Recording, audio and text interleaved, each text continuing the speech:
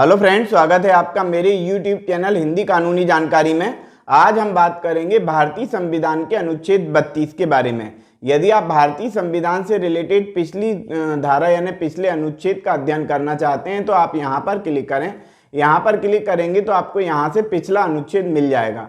हम बात करते हैं अनुच्छेद 32 के बारे में। ये कहता है कि इस भाग द्वारा मतलब भाग 3 के द्वारा। भाग 3 में क्या दिया हुआ है? भाग 3 में मौलिक अधिकार दिए हुए हैं, मूल अधिकार दिए हुए हैं, फंडामेंटल राइट्स दिए हैं। कौन से अनुच्छेद से कौन से अनुच्छेद तक हैं ये? 12वें अनुच्छेद से लेकर के 35वें यानी कि 35वें अनुच्छेद तक दिए गए हैं। तो इसमें क्या लिखा हुआ है? इस भाग द्वारा प्रदत्त अधिकारों को प्रवर्तित कराने के लिए उपचार। यानी कि ये जो संविधान का अनुच्छेद 32 है, ये किस लिए है? ये इसलिए है कि जितने भी मूल अधिकार दिए गए हैं, जितने भी फंडामेंटल राइट्स दिए गए हैं, यदि उन अधिकारों का उल्लंघन होता है तो कोई व्यक्ति डायरेक्ट सुप्रीम कोर्ट इस अनुच्छेद के माध्यम से जा सकता है। यानी कि ये अनुच्छेद यदि है तो बाकी सभी फंडामेंटल राइट्स सुरक्षित हैं, और यदि ये नहीं है तो फिर कोई मतलब ही नहीं है। क्यों? क्योंकि ये गारंटी देता है, ये वाला अनुच्छेद 32 गारंटी देता है कि आपके मूल अधिकारों को सुरक्षित रखा जाएगा, और यदि कोई व्यक्ति आपके मूल अधिकारों का हनन करता है तो आप डायरेक्ट सुप्रीम कोर्ट में जाकर के इस अनुच्छेद का हवाला देते हुए आप जो है वहां से रेमेडी प्राप्त कर सकते हैं, उपचार प्राप्त कर सकते हैं। यानी कि इसे जो है मूल अधिकारों की आत्मा कहा गया है। यानी कि यदि इसको हटा दिया जाए, अनुच्छेद 32 को हटा दिया जाए, तो मूल अधिकारों की गारंटी देने वाला, उसकी सुरक्षा देने वाला कोई भी नहीं है। इसलिए इस अनुच्छेद को मूल अधिकारों की आत्मा भी कहा गया है। तो हम इसी का अध्ययन कर रहे हैं। यानी कि हमारे मूल अधिकारों का हनन होता है, हमारे फंडामेंटल राइट्स का हनन होता है, तो हम डायरेक्ट अनुच्छेद 32 के द्वारा सुप्रीम कोर्ट जाकर के और अपने अधिकारों के बारे में सुप्रीम कोर्ट में याचिका दायर कर सकते हैं। क्या लिखा हुआ है इस संबंध में हम थोड़ा सा अध्ययन कर लें तो ज्यादा बेहतर होगा। क्या लिखा हुआ है?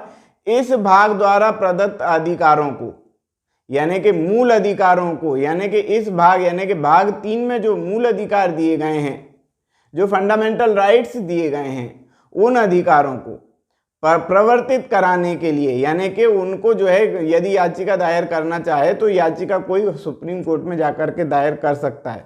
प्रवर्तित कराने का मतलब है कि उसको लाने के लिए, प्रवर्तित कराने के लिए समुचित कार्रवाइयों द्वारा उच्चतम न्यायालय यानी कि सुप्रीम कोर्ट में समानुदेश करने का अधिकार प्रत्याभूत किया जाता है। प्रत्याभूत मतलब होता है गारंटी। यानी कि गारंटी इस बात की है कि आपके मूल अधिकारों को सुरक्षित रखा जाएगा। पॉइंट नंबर 2 कहता है कि इस भाग द्वारा यानी कि भाग 3 द्वारा अधिकारों में से किसी को प्रवर्तित कराने के लिए, यानी कि उनका पालन कराने के लिए सुप्रीम कोर्ट को ऐसे निर्देश या आदेश या रिट, जिनके अंतर्गत कौन कौन सी रिट शामिल है? बंदी प्रत्यक्षीकरण लेख, परमादेश लेख, प्रतिषेध लेख और अधिकार प्रक्षा और उत्प्रेषण, ये 5 तरह की रिट जारी करने का अधिकार है, 5 तरह के लेख जारी करने का अधिकार है। हम थोड़ा सा इस डिटेल को पढ़ लेते हैं। बंदी प्रत्यक्षीकरण का मीन्स क्या होगा भैया? बंदी प्रत्यक्षीकरण का मीन्स ये है कि यदि किसी व्यक्ति को गिरफ्तार करके रखा हुआ है पुलिस ने और उसको 24 घंटे से ज्यादा हो गए हैं, नहीं छोड़ रही है पुलिस, तब ऐसे समय में कोई भी व्यक्ति अपने फंडामेंटल राइट्स का उपयोग करके डायरेक्ट सुप्रीम कोर्ट में इस बात की याचिका लगा सकता है कि फलाने व्यक्ति को इतने दिन से ज़्यादा हो गए और उसको जो है पुलिस नहीं छोड़ रही है, तो जो है सुप्रीम कोर्ट डायरेक्ट आदेश देगी। बंदी प्रत्यक्षीकरण यानी कि अपन समझ ही रहे हैं, जैसा बंदी यानी कि जिसको बंद करके रखा हुआ है, वो प्रत्यक्षीकरण यानी कि उसको सामने लाओ।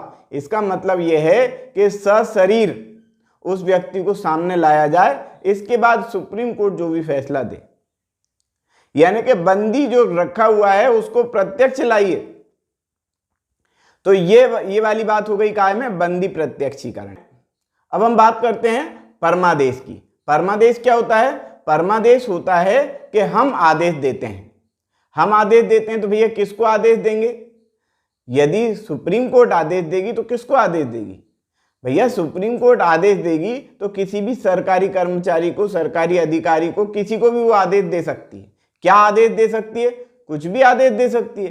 किस प्रकार से आदेश देगी? मान लेते हैं कि कोई सरकारी कर्मचारी है, वो ठीक तरह से काम नहीं कर रहा है, या वो काम में लेत लाली कर रहा है, काम जो उसको करना चाहिए था वैसे वो काम नहीं कर रहा है। तब ऐसे समय में परमादेश जारी किया जा सकता है सुप्रीम कोर्ट के द्वारा कि भैया आप सही साठ काम करो, नहीं तो आपको सस्पेंड कर दिया जाएगा। और सुप्रीम कोर्ट का आदेश तो आप समझते ही हैं कि वो हाई कोर्ट को भी मानना होता है और निचले न्यायालयों को भी मानना होता है। जब हाई कोर्ट को मानना होता है तो बाकी सब तो फिर किस खेत की मूली हैं, सबको इस आदेश को मानना होता है। तो कोई भी सरकारी कर्मचारी यदि ठीक तरह से काम नहीं कर रहा है, कोई भी एमएलए, विधायक या कोई भी व्यक्ति, यहाँ तक कि प्रधानमंत्री भी यदि ठीक तरह से काम नहीं कर रहे हैं, तो इसके लिए जो है परमादेश जारी करवाया जा सकता है। लेकिन परमादेश जो है राष्ट्रपति और राज्यपाल के लिए जारी नहीं करवाया जा सकता। यानी कि ये जो आदेश है परमादेश, ये राष्ट्रपति पर और राज्यपाल पर लागू नहीं होगा, बाकी सभी लोगों पर लागू होगा जो सरकारी कर्मचारी या सरकार के अधीन कार्य कर रहे हैं या खुद सरकार हैं, खुद सरकार में शामिल हैं। ये तो हो गई परमादेश की बात। अब हम बात करते हैं अधिकार प्रेक्षा। अधिकार प्रेक्षा क्या हो गया? अधिकार प्रेक्षा हो गया कि कर्मचारी के पद की संवैधानिक जांच करना। कर्मचारी के पद की संवैधानिक जांच करना मतलब यदि कोई अधिकारी है, कोई कर्मचारी है, तो वो किस बेस पर, किस आधार पर नौकरी कर रहा है, क्या उसको नौकरी करने का, जॉब करने का अधिकार है, तो इसके लिए जारी किया जाएगा अधिकार प्रेक्षा। यानी किस आधार पर। मान लेते हैं कोई फर्जीवाड़े में नौकरी पे लग गया, उसके पास कुछ दस्तावेज ही नहीं है, तब ऐसे समय में सर्वोच्च न्यायालय जो है उनसे डॉक्यूमेंट की मांग कर सकता है कि भैया आप किस आधार पर नौकरी कर रहे हैं। तो कर्मचारी के पद की संवैधानिक जांच करना यानी कि अधिकार प्रेक्षा, यानी कि किस आधार पर या किस अधिकार पर। तो इसका मीनिंग ये हो गया कि किस अधिकार पर या किस आधार पर। अगला पॉइंट हम देखते हैं प्रतिषेध। प्रतिषेध का मतलब क्या होता है और कब जारी किया जा सकता है? देखो अभी तक हमने ऊपर की जो 3 रिट्स पढ़ी, कौन कौन सी? बंदी प्रत्यक्षीकरण, परमादेश और अधिकार प्रेक्षा। ये किस पर लागू हो रही हैं? ये सरकारी कर्मचारियों पर लागू हो रही हैं। जबकि चौथी रिट किसके ऊपर जारी होती है? चौथी रिट जारी होती है न्यायालय पर। यानी सर्वोच्च न्यायालय जो है ये वाली रिट कौन सी? प्रतिषेध की जो रिट है वो छोटे न्यायालय पर जारी कर सकता है।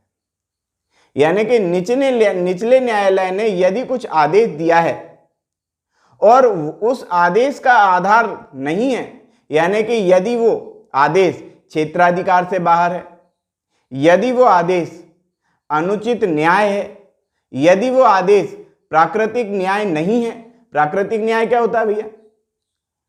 प्राकृतिक न्याय के सिद्धांत जो होते हैं, यानी कि किसी भी व्यक्ति को सुनवाई का अवसर दिया जाना, या प्राकृतिक रूप से उसके क्या न्याय हो सकते हैं यदि उनका पालन नहीं किया गया है, तब ऐसे समय में सुप्रीम कोर्ट जो है स्टे ऑर्डर दे सकता है। कब दे सकता है स्टे ऑर्डर? मान लेते हैं कि कोई मामला विचाराधीन है, कोई मामला न्यायालय में चल रहा है, ऐसे समय में न्यायालय को क्षेत्राधिकार ही नहीं है, उसको सुनवाई करने का अवसर ही नहीं दिया जाना चाहिए। यानी कि मान लेते हैं कि कोई मर्डर हुआ है इंदौर में और उसकी सुनवाई चल रही है ग्वालियर में, तो भैया इंदौर के न्यायालय को है ना अधिकार, तो ग्वालियर के न्यायालय को अधिकार ही नहीं है। तब ऐसे समय में जो है प्रतिषेध लाया जा सकता है, स्टे लाया जा सकता है कि भैया आप कार्रवाई मत करो क्योंकि आपको अधिकार ही नहीं है।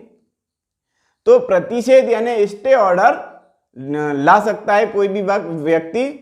कब? जब कोई न्यायालय क्षेत्राधिकार से बाहर कार्य कर रहा है, या प्राकृतिक न्याय के सिद्धांतों के विपरीत कार्य कर रहा है, या अनुचित न्याय कर रहा है, और ये काम जो है रनिंग में चल रहा है, यानी कि मामला अभी जो है इसका फैसला नहीं हुआ है और जो है अभी न्यायालय में ये प्रकरण विचाराधीन है ऐसे समय में। लेकिन यदि मामला ऐसा हो जाए कि फैसले पे ही आ जाए और फैसला ही सुना दिया जाए, तब क्या होगा, तब ये होगा कि उसकी अगली रीट जो है वो क्या है, उत्प्रेषण। उत्प्रेषण यानी कि सर्जरी। उत्प्रेषण क्या काम करती है कि किसी न्यायालय ने अपने अधिकार क्षेत्र से बाहर जाकर के प्राकृतिक न्याय के सिद्धांत के विपरीत या अनुचित न्याय दिया है किसी व्यक्ति को, तब ऐसे समय में, यानी कि फैसला ही कर दिया, फैसला सुना दिया है, क्षेत्राधिकार ही नहीं था और फैसला सुना दिया न्यायालय ने, तब ऐसे समय में क्या होगा, तब ऐसे समय में सर्वोच्च न्यायालय उस आदेश की, उस फैसले की सर्जरी कर देगा, उत्प्रेषण कर देगा। क्या करेगा उसमें, वो ये बताएगा कि इस प्रकार का जो आपने कार्य किया है ये आपके क्षेत्राधिकार से बाहर है, इसलिए आपका जो है अधिकार ही नहीं था फैसला देने का, इसलिए आपका फैसला रद्द किया जाता है। या कुछ भी जो भी न्यायालय को लगे कि भैया नहीं सही है फैसला, तो वो उसकी जो भी सर्जरी करना हो तो सर्वोच्च न्यायालय उसकी सर्जरी कर सकता है। यानी कि इतनी सारी रीट जारी कर सकता है सर्वोच्च न्यायालय। 5 तरह की रीट होती है। कौन कौन सी मैंने बताई, बंदी प्रत्यक्षीकरण लेख और परमादेश, अधिकार प्रक्षा, प्रतिषेध और उत्प्रेषण।